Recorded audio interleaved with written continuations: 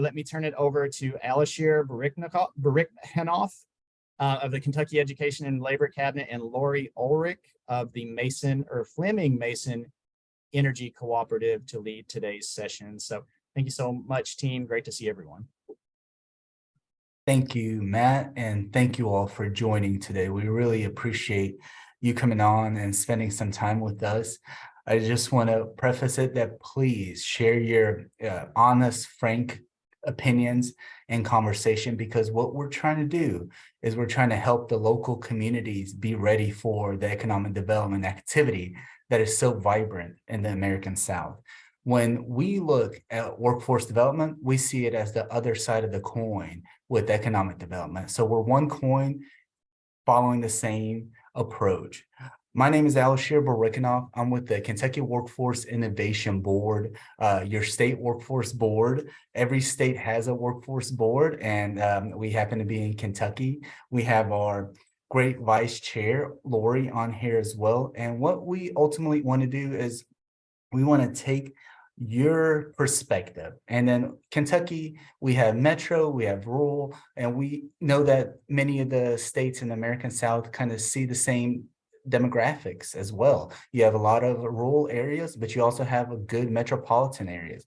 So how can we get communities equally ready for all the investment that is coming? How do we make sure that workforce development systems are positioned to help employers, help site selectors, help everyone looking at their communities better understand their strengths? So we really appreciate SEDC taking this approach, and I hope this information is as helpful to you all as it is to us, because we want to be able to be working in workforce development system in sync with economic development system. So with that, I'll turn it over to Lori for her introduction. So thank you, Alishir, and I will echo your sentiments. I'm very pleased to be able to be here this afternoon with such a great group of workforce and economic development professionals. So as Matt said, I am with a company, Fleming Mason Energy, which is an electric cooperative located in Kentucky. I've been in the energy sector for about 14 years. Prior to that, worked in the staffing industry. So I have an economic development background here. So I've done a lot of the things that many of you all have, and also serve on a local workforce development board. And as Alishir mentioned, in the vice chair of the state workforce board. So we are really here to kind of glean information from you as a group this afternoon, and best practices and what we need to be doing moving forward, because we're all feeling with the success, as Matt alluded to, of the southeastern part of the United States. You know, obviously we're recruiting great industry in, but we also need to be filling those pipelines with workforce. So we're all in the same boat. We're all in it together, and we're going to get this figured out. So I'm looking forward to talking with you today, and I'll turn it back over to Alishir. Thank you, Lori. So we have a series of questions that we'll be asking you all. Again, please do not hesitate to unmute and share your perspective. This is going to be very helpful, and don't hold back. So the first question I will ask: when engaged with a site selector or prospects, how do you address workforce and talent questions, and who is involved in that process?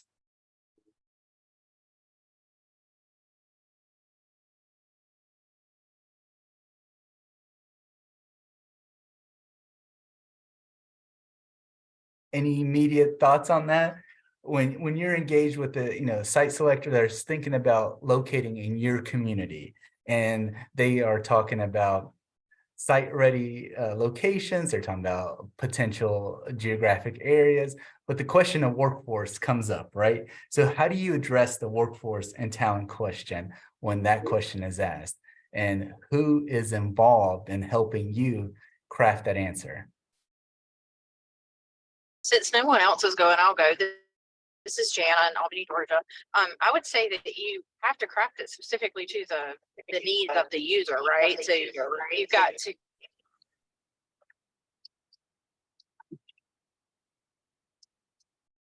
Jana, go ahead. I think did you have more to say? Thank you. Oh, sorry. I thought I heard someone else talking, but you have to address it according to the end user, and I mean, be honest about the the issues that you have, because they're going to find out an answer either way. And as far as involvement, obviously we involve our state partners as well as utilizing some databases like Jobs EQ and others that we have information through to kind of tell the story.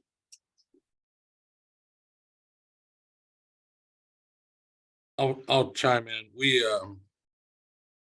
utilize our local community college as well for workforce development issues, data, things of that nature when we're working with a prospect.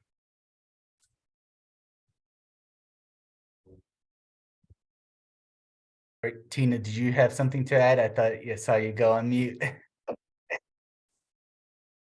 Can't hear. We cannot hear you. It looks like you unmuted, but I don't think we're catching your audio.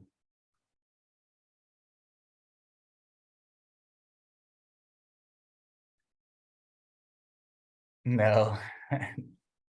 Technology. If there's anything you want to add to the chat, that would, I think maybe we could capture it that way. Ron, I think you had, you were unmuted. No, I mean, I didn't intentionally unmute. Apologies for that. What I can tell you is that what we're seeing with our clients is a real interest in direct access to data. Economic developers are of course really important in pulling together data for site selectors specific to their needs. But increasingly, as we work with them, we're hearing them say they really appreciate being able to access it directly. So in the right circumstances, that's a pretty good option as well.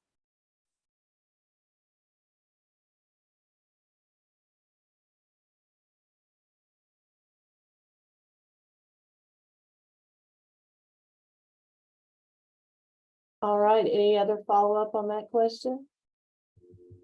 Well, if not, I'll move into the next one. So specifically, what do you believe is the first thing that site selectors or potential prospects consider when looking at a community's workforce makeup in a recruitment engagement?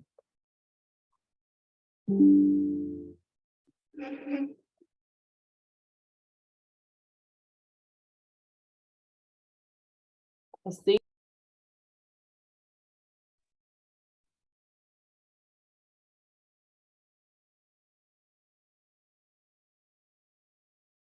Anything come to mind?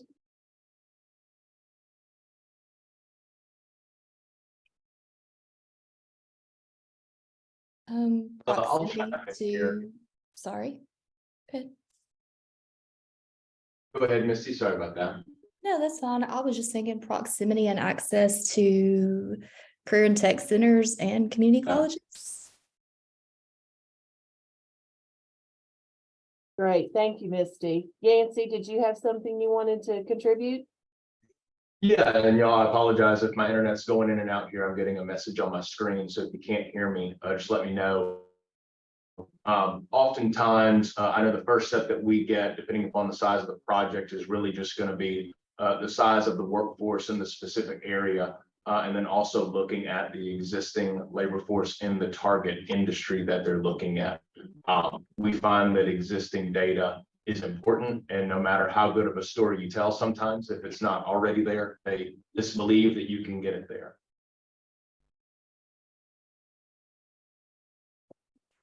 Great feedback.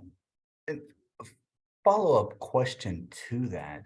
When you guys say, you're looking, the data points on the specific area, and you have a site selector or a prospect looking at specific county or a town, are you all pulling data points just for that county, or are you thinking local, regional?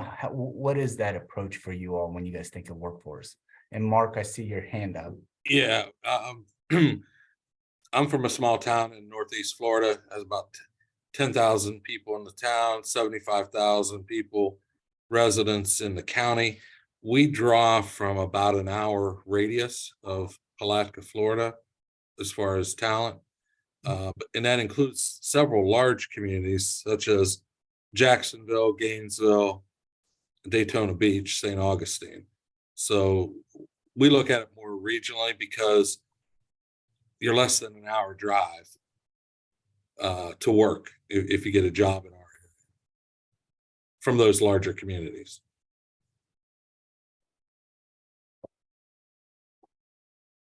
We do the same thing in Louisiana, depending upon our community. If you've got a more rural community, I mean, people are going to drive if they're going to be an employer of choice. It is oftentimes harder whenever you're looking in the urban areas, and we oftentimes do a closer look whenever we're looking at those bigger cities. Thank you, gentlemen. Anyone else? All right, well, thank you for that. Yeah, please don't hesitate to contribute, because I think when we look at that specific question, like local, regional approach, and I think we see that the regionalism is definitely a key point, but we want to hear if that's the case from you also. If that comes up again, please, if that thought on it comes up, please share. So the next question is really kind of, when I introduce myself, to those that just recently joined, I'm the executive director of the state board for the Commonwealth of Kentucky. And within the state structure, there are local boards too. And we're all on the workforce development system. We follow the law of the Workforce Innovation Opportunity Act, WIOA, WIOA, you might have heard of it, that kind of guides the workforce development system for the United States. So the next question is really how well that workforce system really meets what you do in economic development, right? So the question is, think of your experiences with the workforce system in the way it meets your economic development needs and priorities. What comes to mind when you think of the workforce system in your community? And please be honest, please be frank. What do you think when you think of the workforce system? Yeah, I'll jump on that, Alisher. It really doesn't work all that great for us, to be honest. And the reason being is most of the training that would be required, whether it's, I'll just throw out welding, it takes the junior college or the community college so long to ramp up and put that program in place that it doesn't work for the employer, because I think we all know the education system in the United States works at glacial speed versus light speed. And then the funding's got to come with that.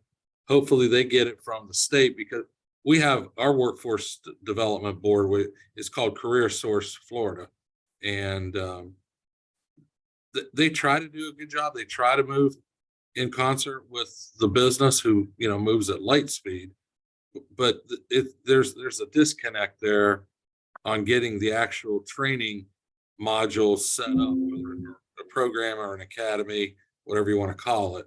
And then, is that just going to be for one employer, or is it going to be that training, whether it's welding or HVAC or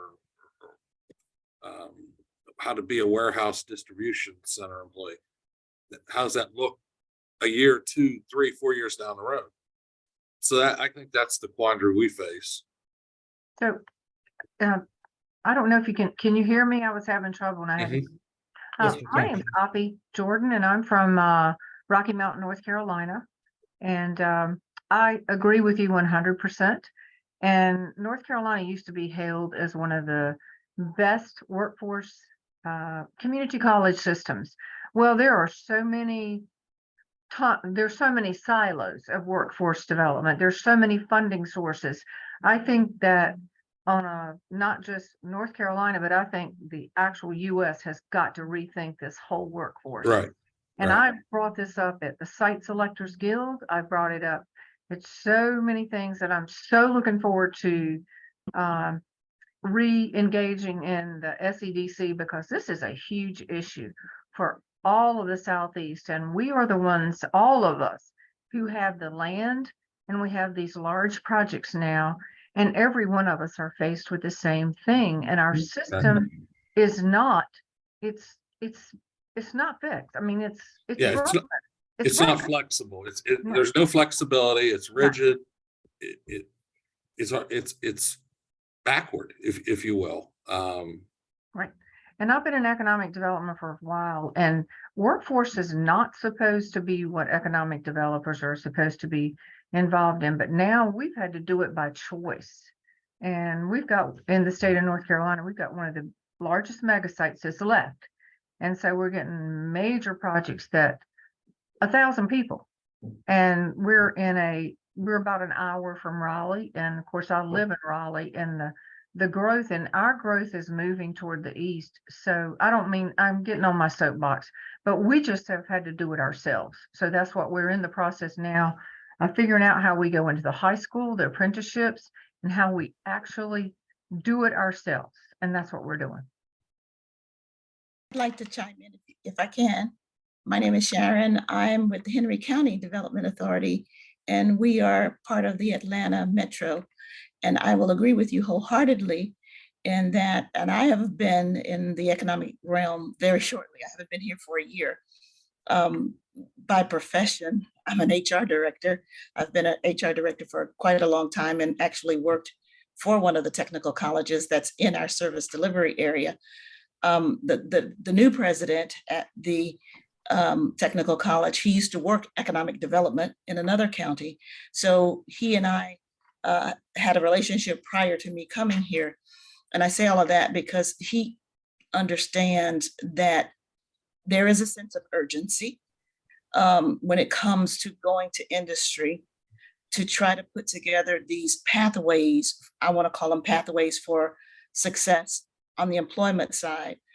And so he and I have been working, and we have pulled in our local school system as well to try to develop these apprenticeship programs and to develop these work-based learning programs so that when industries do come into our area, we can show them that if you have maintenance tech positions, that this is the track that they can follow starting in the high school level. And it can also take them from high school, if they want to continue on, they could go to the technical college system. And the technical college system is also working with the high schools to do the dual enrollment programs.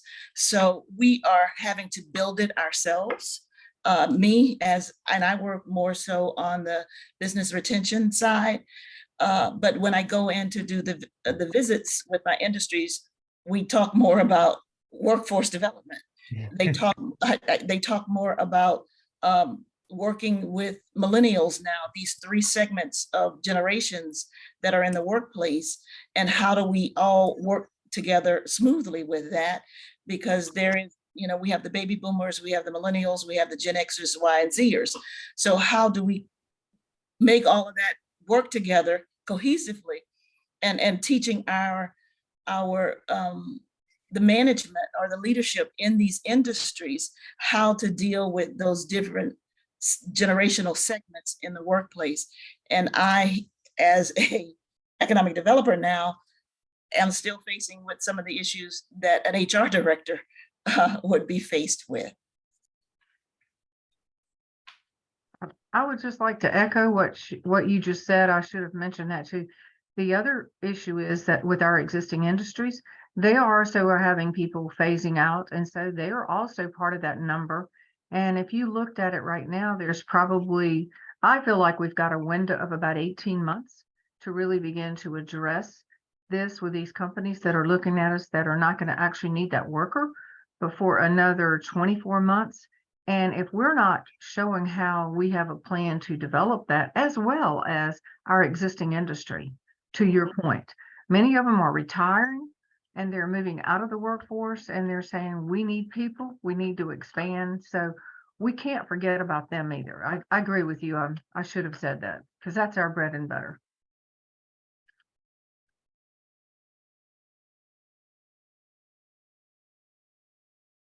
You guys, thank you for that. You hit some great points, and I would like to continue with others on the call. And I think both you and from Atlanta, talking about planning and kind of getting things set up prior to industry coming to your communities. That's an interesting aspect of it. Does anyone else want to highlight that? Greg Payne, I see you're on video. I don't know if you want to mention it? Anyone else, just like the idea of planning prior to industry? We are all dealing with these billion-dollar projects, 1,000+ jobs. Kentucky is, one of those states as well. We know the mega sites are not as wide as needed. And so how do you all like plan and develop these programs to meet industry when they come? I'll put that out there. So touching on the apprenticeship that was mentioned, South Carolina has a group that it's Apprenticeship Carolina. That's all they do. They help the industry set them up. For us, sorry, let me back up and introduce myself. I'm Kelsey Avery. I'm with Western SC. I cover 4 counties in South Carolina along the Georgia border. We have one amazing apprenticeship program at one of our industries. They have perfected it to the point where some of our locals have said, hey, we're not going to bother setting up our own because we're going to poach from MTU. They're not going to hire all of their apprentices.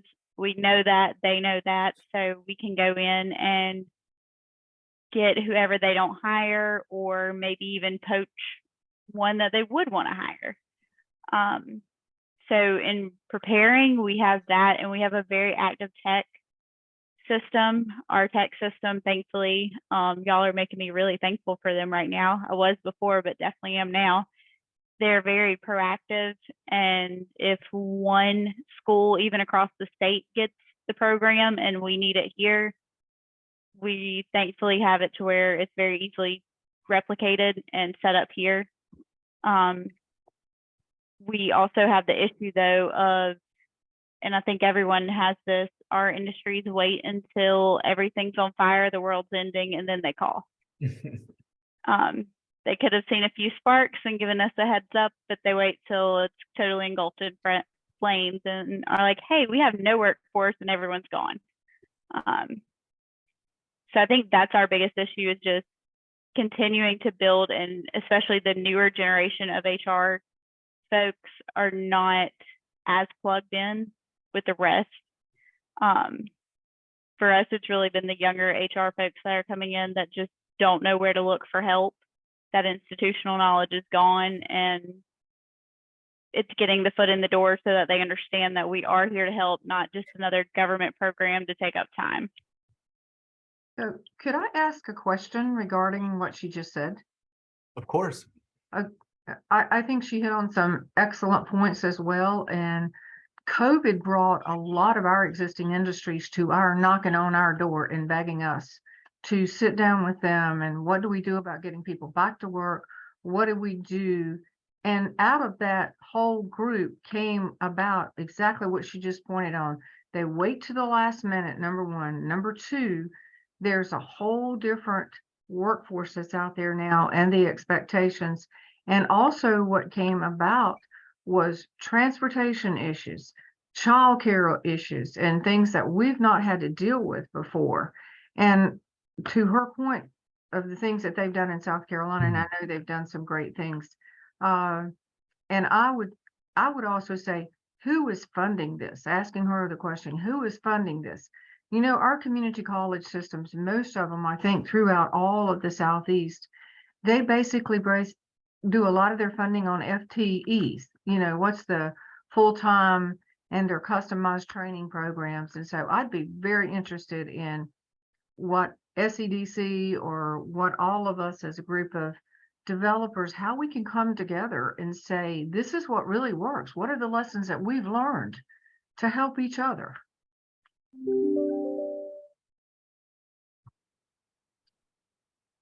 I don't know if we've had time enough to say that we've got some lessons learned, because we're so in the process of trying to build it.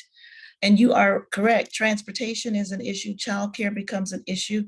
COVID brought on so many different things that we didn't have to deal with. And now, because a lot of workers know that work can be done from home, they don't want to come back into the workplace, or they want to do a hybrid type of schedule to work. So that brings in a whole different element of, you know, the way we look at work. And I think that if employers don't begin to shift the way they look at the work environment, they're not going to get the workers. The workers are not going to want to go to those places where the work environment is not as nimble as it can be. So we're facing so many different types of issues right now, and we need responses quickly. Yes, but I would say that there are some things, and I don't mean there's like 38 people on here. I don't need to keep talking, but you just hit my hot button. Sorry about that. But one of the things that there's some things that cannot be made at home. You have to come to the plant. Can't do welding at home. You can't do it at home. Right.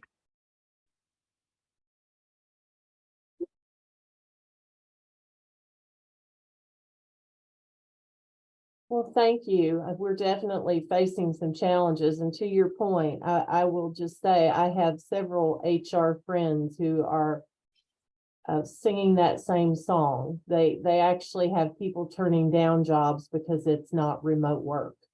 Mhm. So I don't know. The last time I checked, that doesn't pay when you're at home, but that's the choices that are being made these days. So it's a whole new world, that's for sure.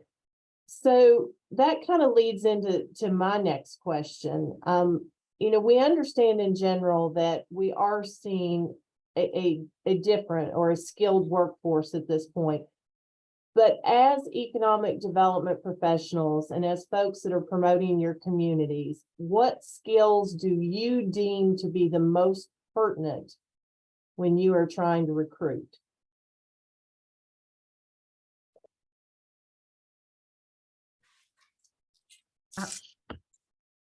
It looks like nobody else is going to talk, but so I'll start off by saying the type of projects or RFIs that we are receiving we are receiving a lot of the battery, a lot of the self-storage battery, and the skill sets that they're asking for are all over the board.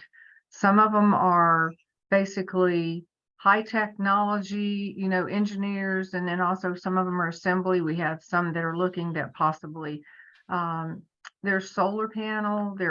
We've also worked with a major automotive that we were pretty close to take over the finish line. And one of the big things that I found very interesting is the apprenticeship and the trades that they were looking for from that standpoint. So that is something that has kind of been lost.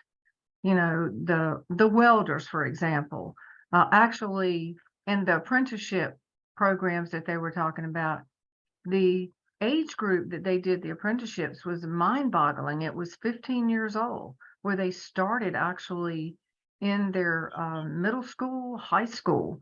And so that's a big change that we're seeing.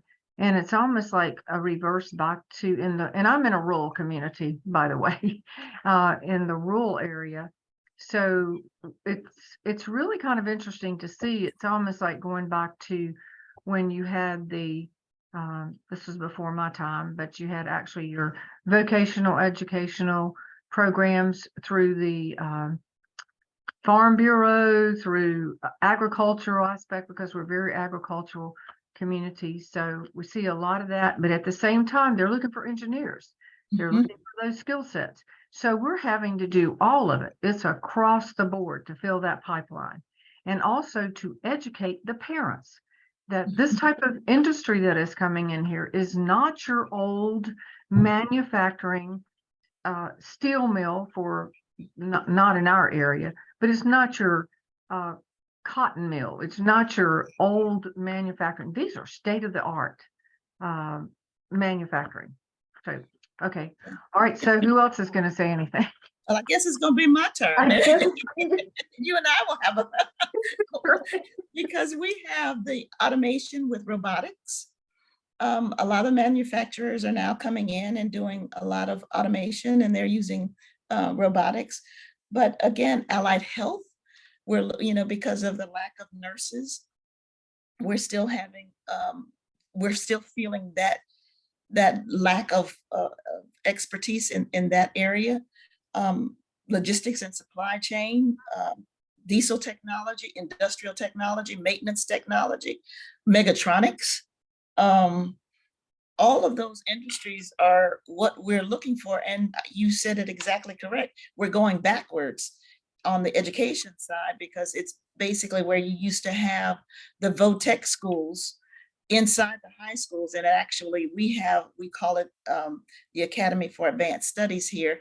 And if you go there, you'll see they're doing cosmetology, they're doing graphic arts, they're doing electrical, plumbing, all of that kind of stuff is now happening back into the high schools so that we can get our students prepared for the work that is in our area. And like I said, we're not rural, we're Metro Atlanta, but those are the kinds of industries that are moving into our area because of our location to Hartsfield Airport, our location from the Port of Savannah and also the port down in Florida.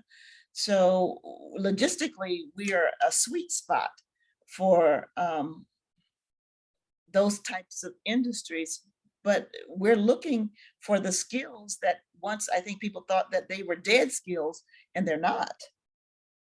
And I would mention, and I should have said this, but we have the Carolina Connector. When that first announced, they were talking about 150 people.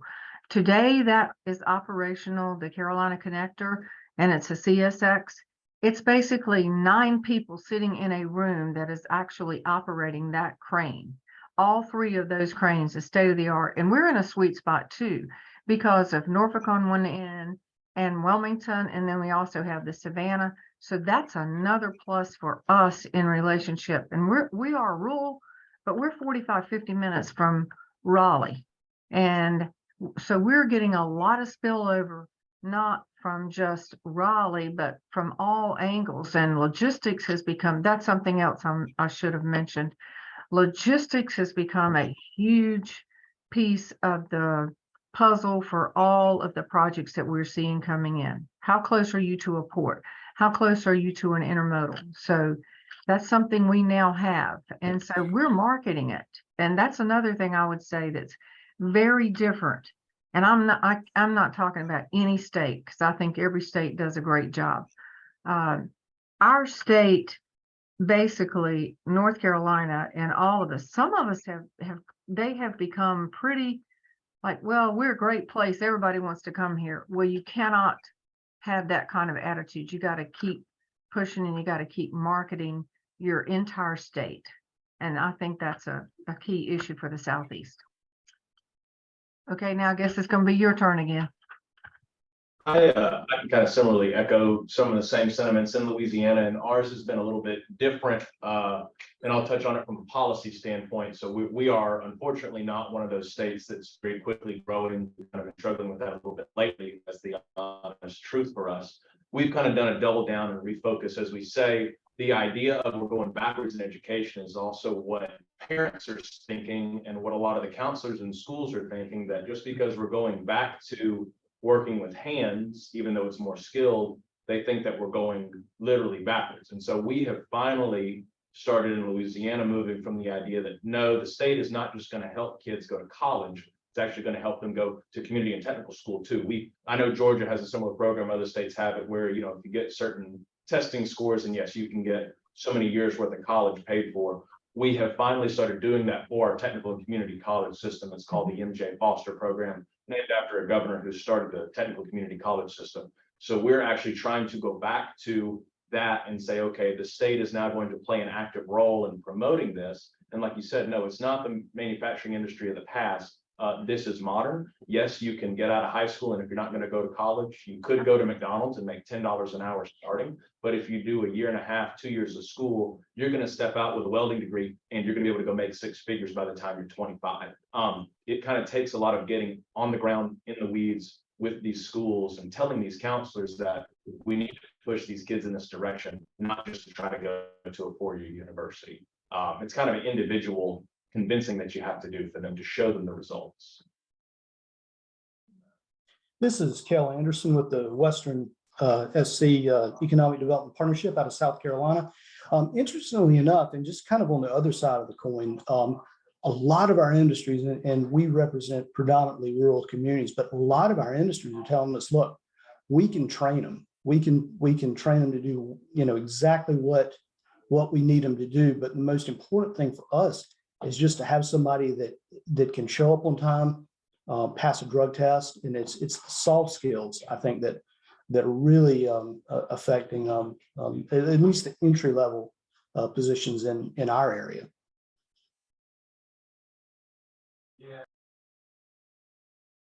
One thing I'd add, and this is really representing our clients outside of the Southeast. So this is not something we're seeing so much in the Southeast. We're seeing it more in the Western US and other parts of the country, where some economic developers are actually focusing less on traditional upskilling and more on talent attraction, particularly locations that are very, very focused on an industry or two. If they're narrowly focused on just a handful of industries, many of them are now starting to think about trying to attract people with the skills into their communities to serve those industries immediately, as opposed to upskilling, which, as we've talked about in this discussion, is a much longer term proposition. So we're seeing less of that in the Southeast, but it's a real trend we're seeing in the Western US. Ron, Yancey LeGrand here with Louisiana. Would you mind kind of expanding on the practices that they are doing and the tools that they're using to achieve that? Sure, and I'll put my video on since I'm talking. Yeah, so it's really it's kind of a frontier area. In other words, I don't think there's a standard set of best practices like you're seeing in other more traditional areas. So people are kind of making it up as they go since in early days. But I'll give you an example. We've got a client in California. They're very focused on just a handful of industries, as I mentioned, particularly technology. And they have come to the conclusion that they simply aren't going to have enough people locally with their current population. Even if they upskilled all of the eligible people, they're just not going to have enough. So they are focused more and more on trying to get people to move in. So to your question, what are they doing? Well, it's still evolving, but they're doing things like retooling their websites to emphasize living there, not just working there. So if you go to their websites, it's less about business attraction, more about talent attraction. So what do they have on their website? Well, they've got things like the ability to upload your resume. And then they have partnerships with local companies who have logins to peruse those resumes to help facilitate those local companies hiring people who, by definition, are interested in living there. So the local companies are interested because they've got a pool of people who've uploaded their resumes because they're specifically interested in living there. They're going to get a higher hit rate or yield rate on those people than they would just randomly recruiting to move people in. So it's still, again, early days. I think this stuff is evolving pretty quickly, but it's something to keep an eye on for sure. And to give you an example of what Ron just said, the Upstate SE Alliance has a whole dedicated website to recruitment. People upload your resume, work with existing employers. So just to piggyback on what Ron said, it also goes back a little bit what others had said, the old way of doing things. You're starting to see communities take out job advertisements in larger metros. So if you got an active tool and die making industrial base in your community, a lot of them are putting ads in the Detroit newspapers to recruit those tool and die makers from Detroit to the sunny South. So it's going back to a little bit of that, the old way of doing economic development. Yeah, I'll throw in my 2 cents as well. So I used to run an organization for about 4.5 years in the state of Indiana that was focused on talent attraction, specifically with the transitioning military population. We were looking to attract people from active duty installations across the country, pitch the quality of life of the state. We had a mechanism where they could upload resumes, they could look at companies, they could look at communities, and then we would try and facilitate a connection to employers across the state. I can tell you it was funded largely by the state. We also got industry funding as well. The budget when I left there about a year ago was about a little over $1 million a year. Right now they're sitting at just over $2 million a year. It was considered a success, but we had about, I don't know, maybe 3,000 veterans sign up a year. So while that was significant, the ROI was there from the state. It didn't necessarily put a dent in the overall deficit of workforce across the entire state. But it was that kind of soft skill heavy, reliable, drug-free workforce that a lot of the employers were looking for. And I know other states are starting to do that. I know Kentucky, for example, has the Valor program that's getting stood up this year. Idaho has one, Florida has one.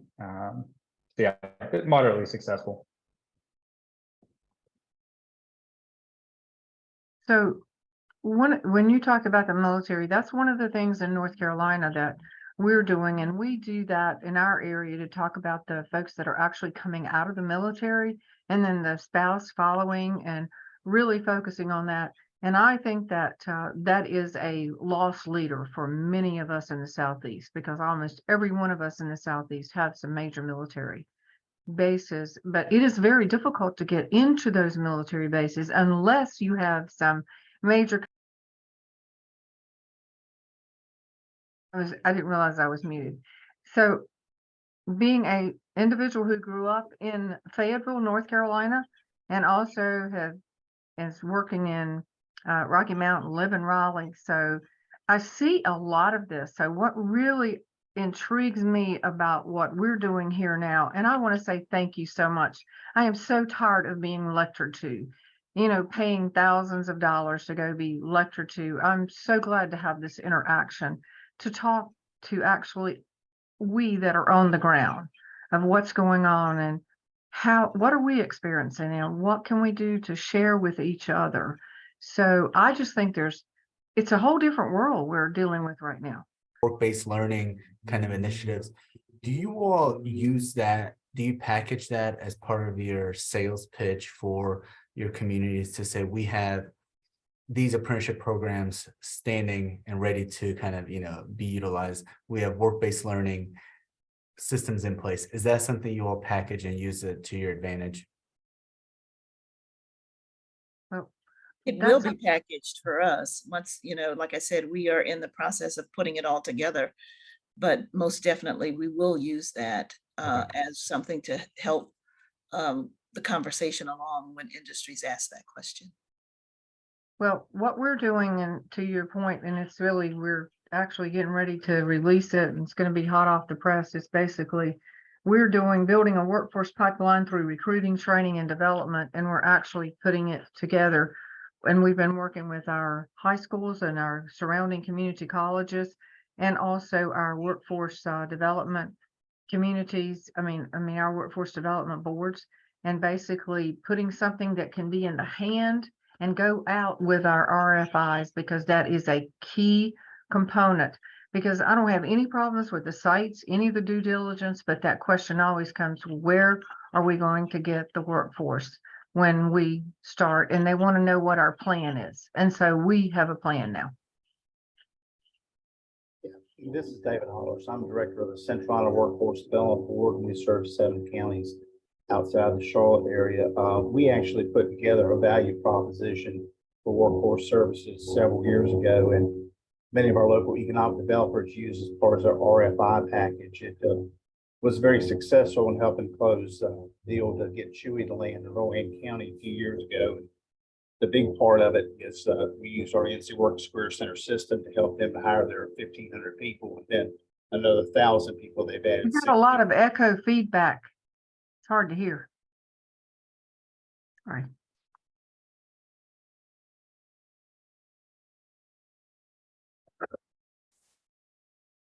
And regarding military, we've also worked directly with our local economic developers, chambers of commerce, and travel and tourism authorities to have events where we recruit military families to come in to visit a particular community on a weekend, pay for their hotel for a couple nights, and have their families come in.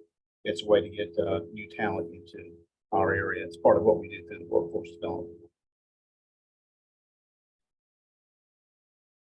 Thank you all for that input. I do appreciate that. I will move on to the next question. And I know some of you all already are working with industry and having to touch workforce development by the necessity of it. So my question is, how is industry engaged in your workforce development initiatives? If you are touching workforce development from the economic development perspective, are you all engaging industry to be part of the solution, and how are you doing it? So in Albany, we have what's called an industry roundtable, and it's comprised of plant managers and our HR managers that participate in our industry roundtable meetings. And we've discussed what are the needs, what are the areas that there's gaps, how can we get, we have a phenomenal college and career academy that has a great network of students that are doing apprenticeships and internships. How do we reach the schools that are not in that college, or the students that are not in that college and career academy? And we've really seen the community overall wrap around this and really trying to bring the industry and the business community and the schools together. And it's really neat because at that time the industry has a buy-in to the school system and they want the students to do better. We're doing industry tours for our educators. We started out with the principals and the leadership at the schools, and not really go into the CTAE classes because they're kind of already exposed to it, but go into the teachers that may not have that exposure and showing them the jobs that are available has really helped open their eyes about what we have in our community, as well as how they can plug it into their curriculum.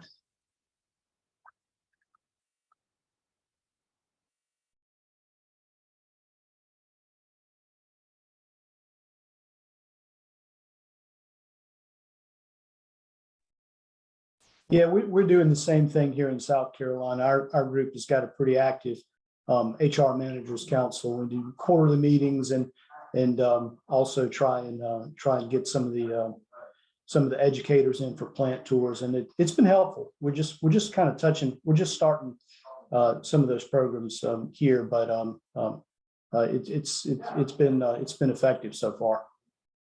We have been doing it since COVID hit. We've always had an existing industry where we work with those industries, but we also have industry representation on our Carolinas Gateway Partnership Board, and they're very much engaged. And actually, when any client comes to visit, there are two of my industries that are always at the table to talk about the workforce. And I don't think that will ever go away. I think that's going to even become more important. They're going to want to talk to those existing industries. So we have them very much involved, and all it takes is a phone call.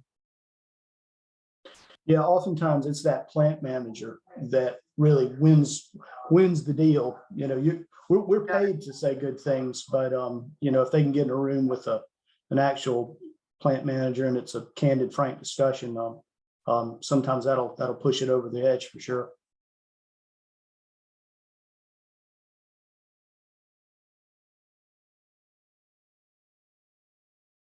All right, well, great discussion thus far. Thank you for your thoughts. So, as a former recruiter and having experience with economic development, this next question really kind of hits home for me. But when working with businesses regarding specific recruitment strategies, how would you describe the current workforce's strength of the American South?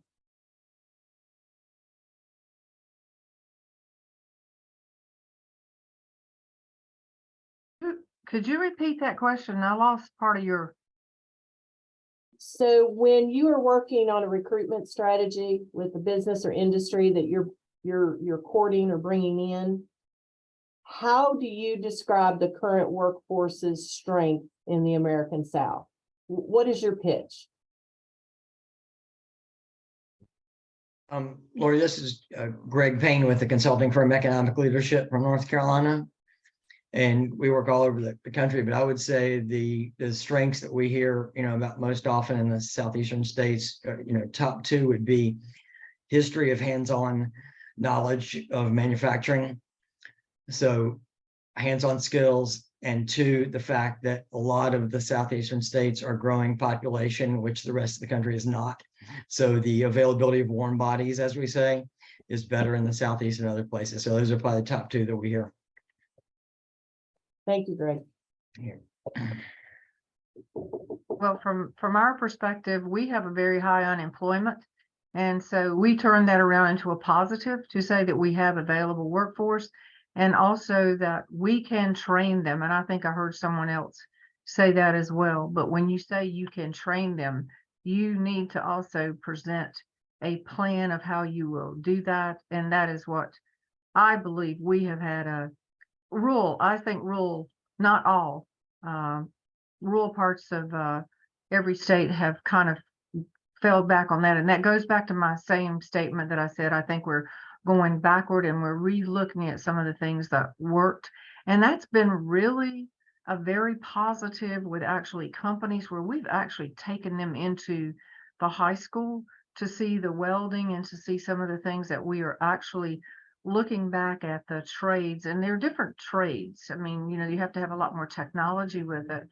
And so I just think that's one of the things that we have really positive. And when we talk about in the rural part of North Carolina that we have a great work ethics that basically is something, and I think someone else mentioned it is a very crucial. These soft skills are extremely important. And I think North Carolina is really doing a great job of that, trying to help bring that back online. And I don't know if Greg would agree with me on that, but I think that I think we have really realized that we've got to do it.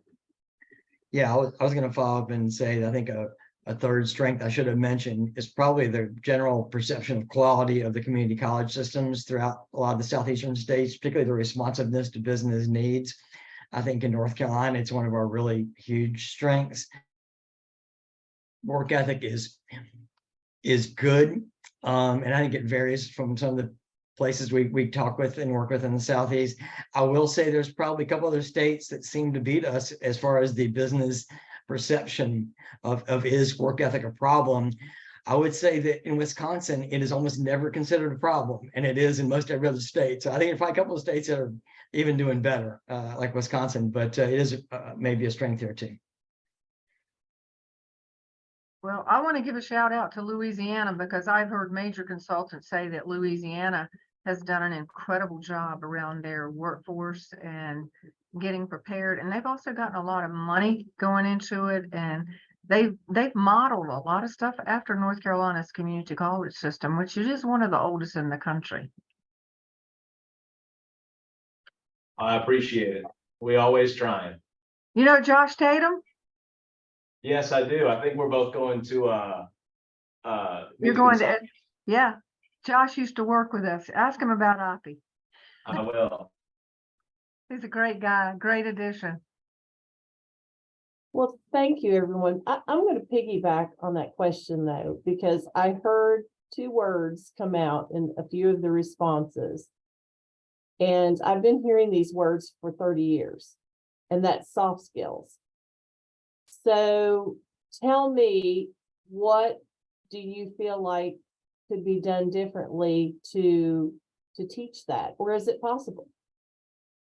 This is a brain trust. I just want honest feedback here. I'd love to hear your thoughts. Okay, who wants to go first? Okay. I will.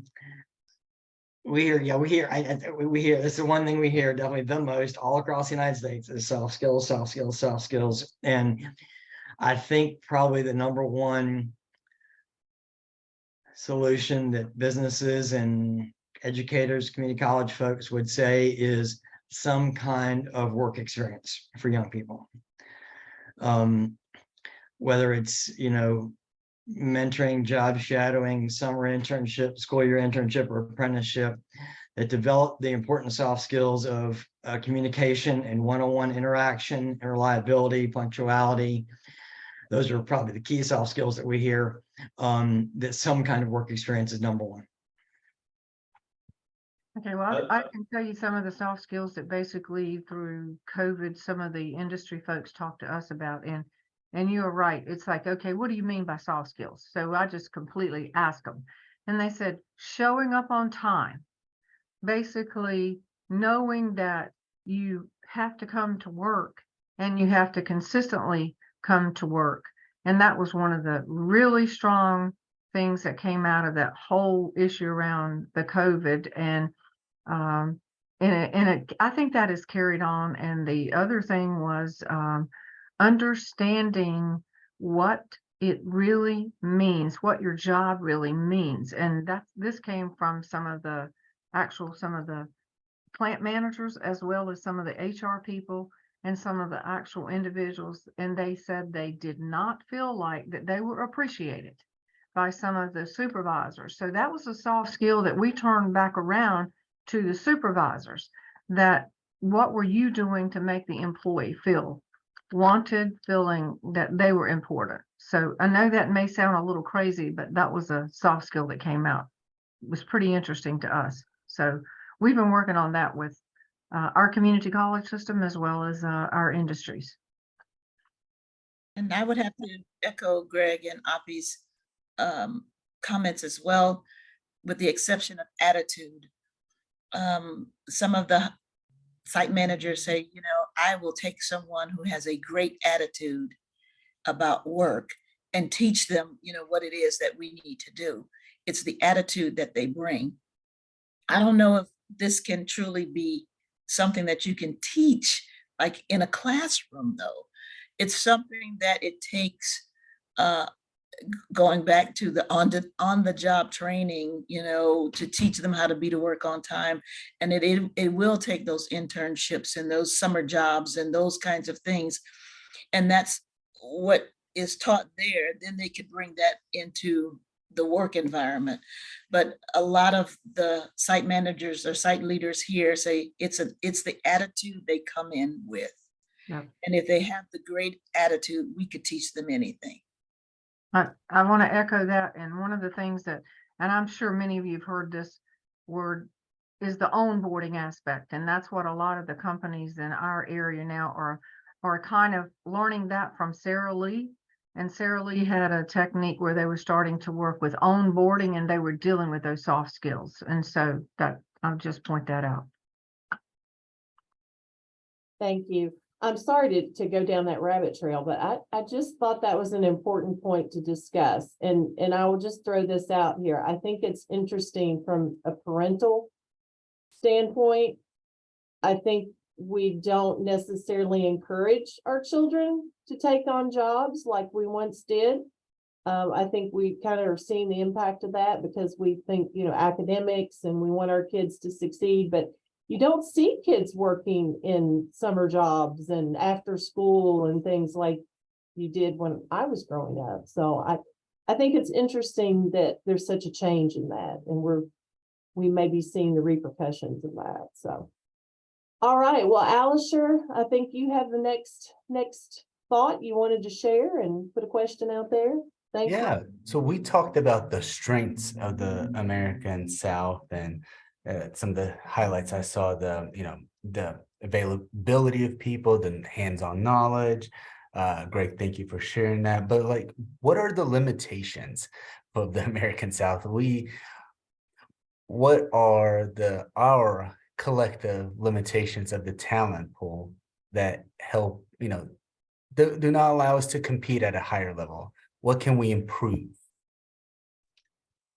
I think as a rule, this is Jana again, and I'm driving, so I cut my video off. But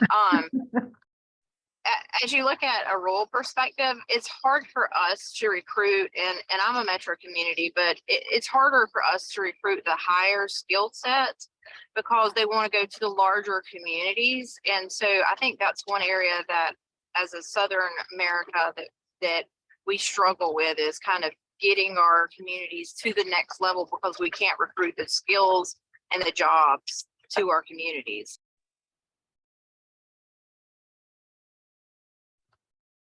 I have a little bit different perspective. I think sometimes in the Southeast, and also I think we're our own worst enemies, that we basically do not do a good job of really selling ourselves. And if you can't believe in yourself, I mean, I'm just giving you this might sound a little Pollyanna, but I think we have to get into the churches. We have to get into these places that we've not been before, and we're having to go back to them and say, look, you can be anything that you want to be if you are willing to work for it.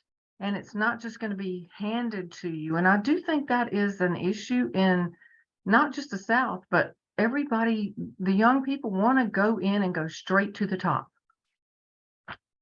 I think that the one workforce related issue in the Southeast I would think about is the percentage of young people who are STEM, have any STEM training, could be certainly be improved. I think, I assume everybody knows what that means, but and then the other big thing is really the infrastructure around the workforce in smaller areas and rural areas, which I would say transportation, housing, childcare, and broadband internet quality, availability. Those are, that's it's all totally workforce related, and that's really important. And those are often lacking in many areas.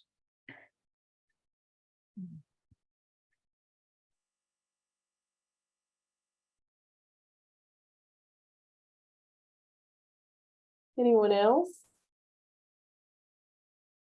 All right, well, when, as economic development professionals, you're working with businesses on retention strategies, what are the common issues that are coming up or being raised?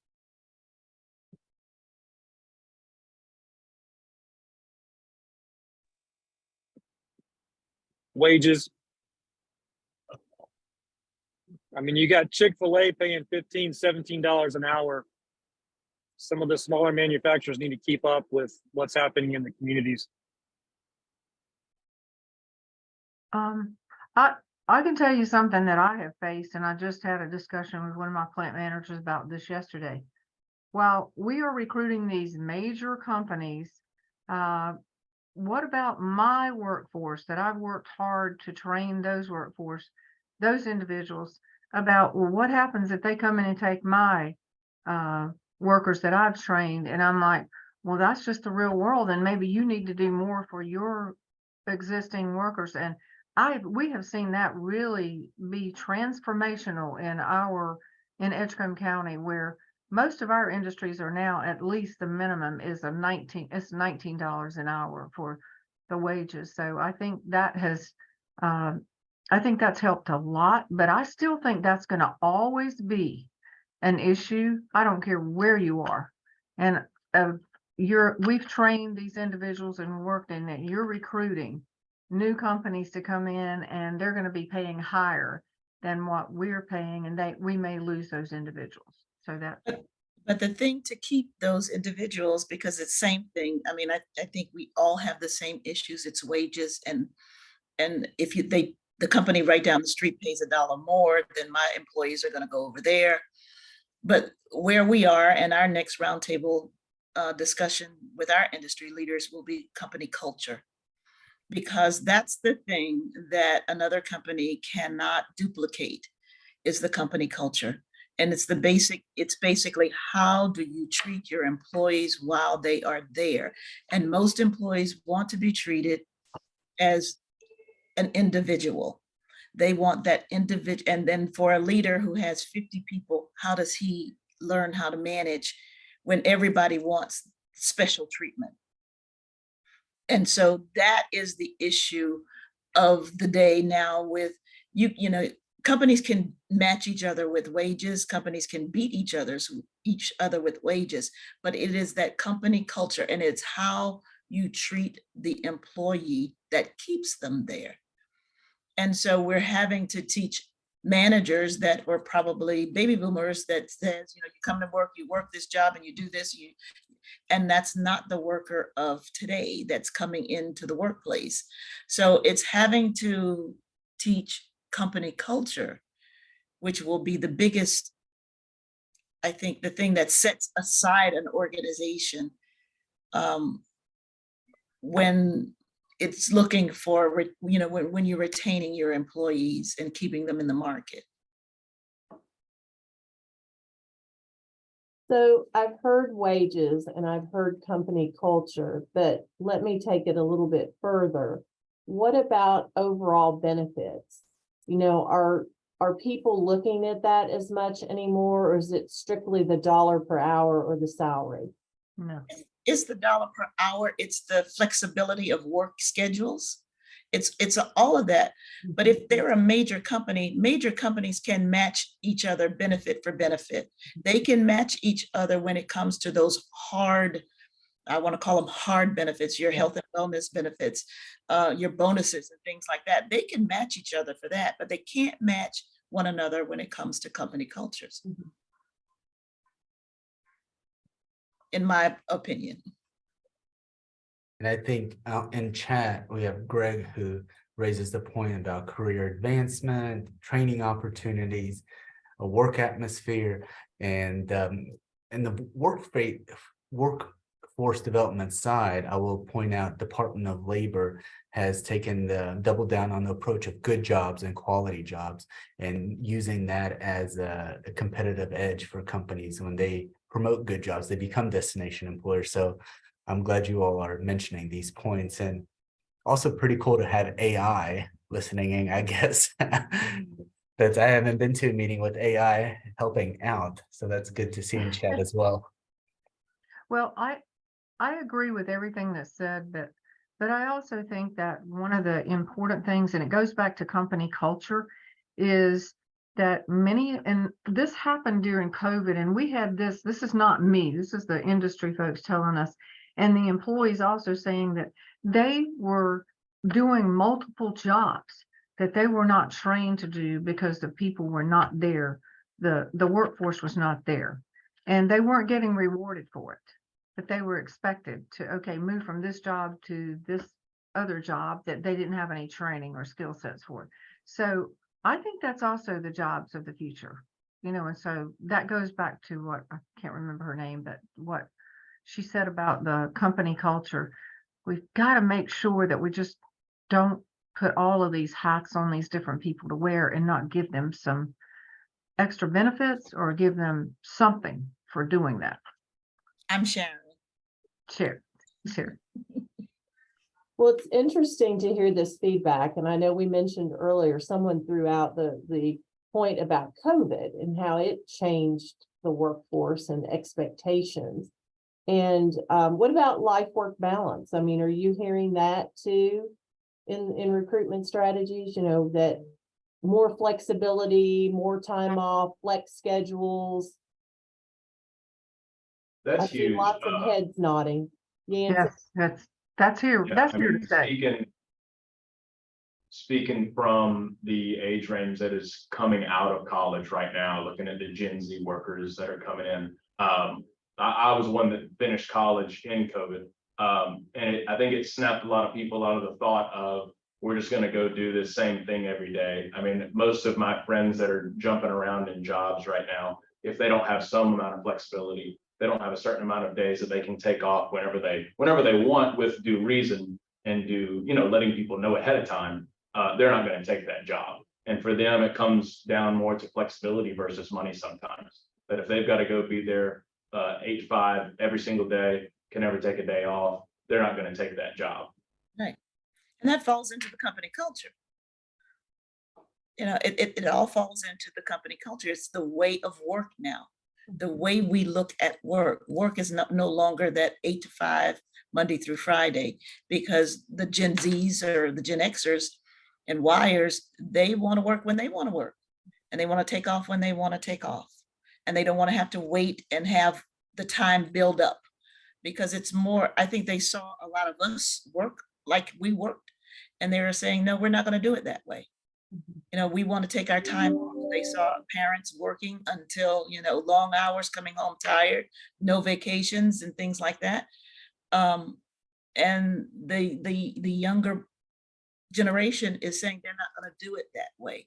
And so work has to change in order to attract the new generation of workers.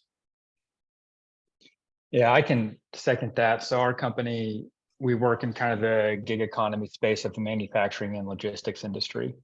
And so we've had over 1 million people download our app, a lot of those across the Southeast, specifically to work in this kind of flexible capacity. And the demographics look very different than a traditional full-time workforce. We've got 52% are female that are working, production jobs, warehouse jobs, that type of thing. and it's predominantly young people on our platform. So, we've got over 100,000 of these people just in the Atlanta area alone. So there's a ton of people out there that want to work in this capacity, but it requires employers to kind of think outside the box and try something new.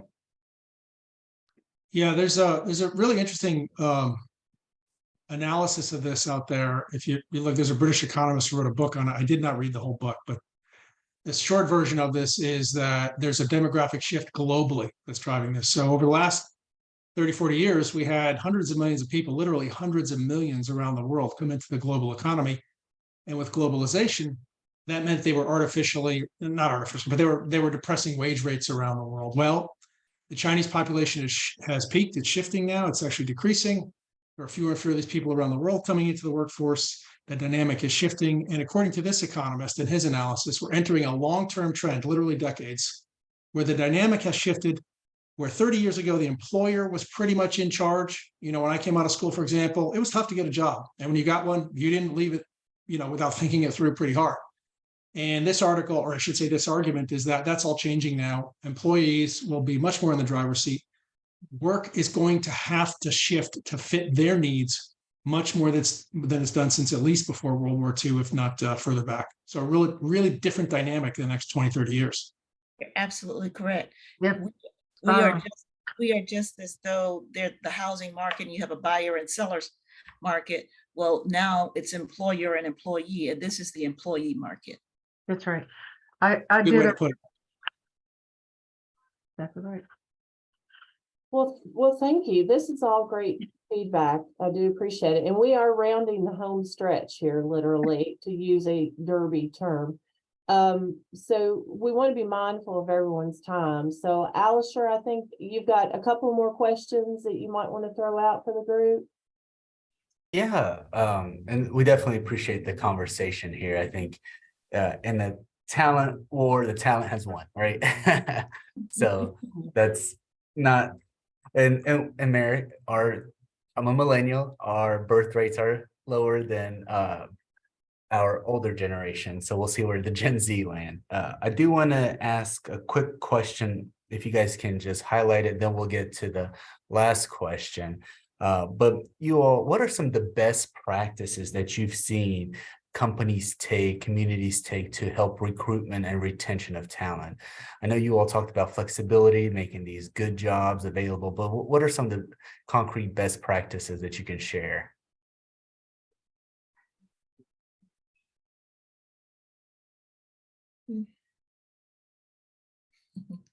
I can tell you one of the things that when we brought all of these HR folks together, we also included our NC State, we included our higher university systems and got all of them around the table on dealing with this whole workforce issue. And one of the things that came out of it was NC State said, we have an apprenticeship program and, we haven't really reached out here in this area. So as a result of that, two of the industries now have each one of them have 2 apprenticeships, actually engineers working actually through their facility to get their engineering degree through NC State. So I think one of the best practices is to keep those communications and those relationships going in every aspect that you possibly can, which goes back to Sharon, is that right? The company culture of reaching out, because companies have not always done that. They basically, it's like, can't see the forest for the trees. So I think that is a best practice that we've been working on, and we're going to continue to work on it. I think some. Go ahead. You can go ahead, Greg. I think a couple of things that I've seen, really related to manufacturers, who of course always have a hard time getting and keeping good people. And some of these are from the examples from the upper Midwestern states, I would say, but it's kind of taking the matters into their own hands to create their own solutions. And some of those include in-house training academies, like a welding academy that a couple of companies have, both for new employees with a mentor and to cross-train, cross-skill existing employees so they can move up by gaining new skills. Other examples of taking things into their own hands, creating private car transportation services to get workers to and from the job, where they share costs between the worker and them, and they pay half of the cost. And they say it's better than absenteeism, to basically guarantee that the worker's going to be able to get there. Offered to do on-site childcare. And, finally trying to expand the workforce by particularly reaching out to women who historically have been underrepresented in manufacturing jobs and try to get them interested in manufacturing careers. So those are some. I think that, and I am brand new to economic development. I haven't been here a year, but what I've seen is that, or what I'm seeing here in our area is that we have to get ourselves out of our silos, that I just do economic development, or that I just do education, or that I just do a certain thing. And I think we have to collaborate a lot more on doing things different, or I don't want to maybe different, but maybe changing it up a little bit, because as our workplace and our workforce changes, we have to come up with these creative ideas and these creative ways in order for everybody to move forward. I just think there's got to be a lot of things that need to be done differently in the way we look at things and the way we see things. So I went into one company and they have like 5 different work schedules. And I was like, how in the world are you doing that? How do you maintain that? But they have work schedules for working moms, that only want to work part-time. They have full-time, part-times, and they have weekend schedules where somebody might work at one facility, a totally different employer during the week, and then they come and work for them on the weekends. So it's just like all different kinds of things that's going on. And I just think we have to look at, I guess, best practices will be things that are fluid, things that are nimble, things that address people in all different kind of ways in order for us to continue to move. You can look at some of the Europeans and their companies, and they're allowing people to have more time off, and here we're in America say, well, how can you give them more time off? Because we have to produce, we got to get it done. But if I'm more rested and my mind is a little more at ease and clear, then maybe I can get more things done than just working until I'm burnt out. I think that something best practice that we are seeing, and we're working on this, is there is the single parent mother, for example, and in some cases the single father, is the childcare and the transportation. And so we're working on that. And so that has been a big plus for our industries, to get them to see that is something they have some responsibility in, and they've all stepped up and financially have committed to providing funds for that. So that's a big change. I've had companies ask me to help them find food trucks because they only give 30 minutes for lunch. Absolutely. And so our transportation corridors are very congested in this area where we live. Yeah. And so they're saying, can you get me some food trucks to come out here in this industrial park, and where our workers don't have to get in their cars to go any places. So it's just being more creative on how we look at work. Yep. Agree. Thank you all. And Lori, if you want to wrap us up with the last question. So finally, as a group, what do you consider to be your local workforce system strengths? Economic development, community partners, educational partners. When you're looking at your communities, what would you say are your top 2 strengths in your local workforce system? Number 1 is community college system in this state, and they're customizing training to our workforce, and like where I live in Alamance County. So absolute strength. I would say that I'll use a disaster that happened to us. We had one of our largest employers, QVC, had a major fire, and we immediately, within a matter of hours, had almost 2,000 people lost their jobs. The existing industry within our community and our whole community all jumped in, and through the state and also other resources, we began to find jobs for those individuals. And I'll tell you, that was an incredible success story to see happen and surrounding counties. So I think that our strength, one of our greatest strengths, is we know how to pull together even in the good times and the bad times.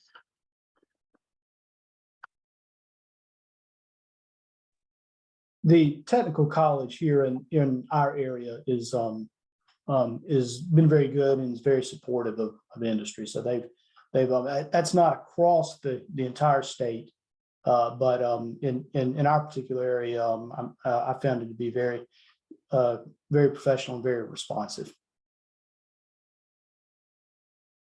And then for the last minute, if you had a magic wand, what would you add to your workforce systems toolbox?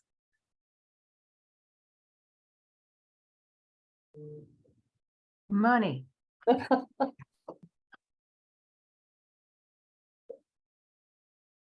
I don't mean that in we can come up with all the plans that we want to, but then you've got to have the money to expedite these ideas. And so I think that is a huge issue that we all are going to face, because there's so many governmental, whether it's at the federal or state, of what these dollars can be used for. So I think we have got to rethink that. And that's my story, and I'm sticking to it. Hey, it takes money to make money, right? Apprenticeships, I see participating stakeholders. And with that, we want to be respectful of everyone's time, and we greatly appreciate Matt, SEDC, and everyone across the American South for coming together and sharing your thoughts. We're on a listening tour, and this has been exciting to hear from your perspective, your professional role. So very appreciative of your time and ideas.